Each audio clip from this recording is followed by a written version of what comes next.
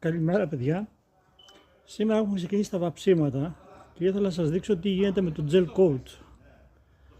Αυτό είναι το τελικό αποτέλεσμα. Γυαλισμένο, έτοιμο κομπλέ.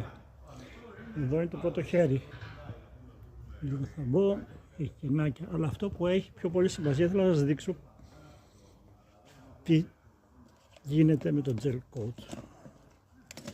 Στο κουτάκι αυτό είχα βάψει, πήγα να το καθαρίσω και βγαίνει ατόφιο.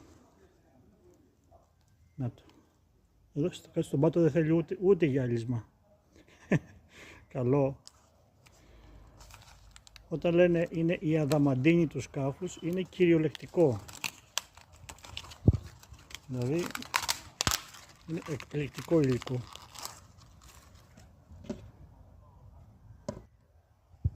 Εδώ το έχω περάσει στο πρώτο χέρι.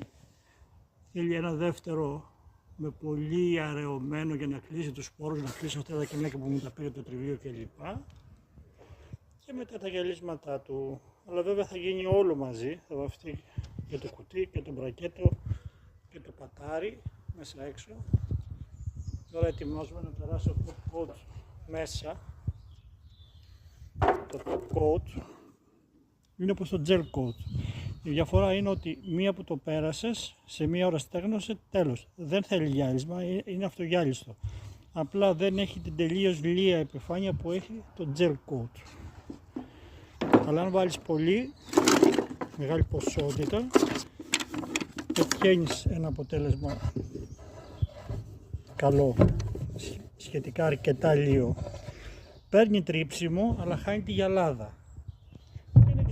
Είναι το ίδιο στεγανό και ανθεκτικό. Θέλω να περάσω τώρα μέσα εδώ, που είναι το δεύτερο κουτί.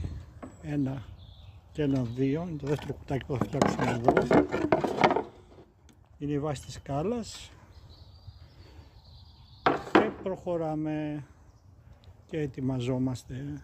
Βαψίματα και κινητήρας και φύγαμε για ψάρεμα. Χωρίς δεύτερη σκέψη, χωρίς άλλη κατασκευή, χωρίς άλλη καθυστέρηση.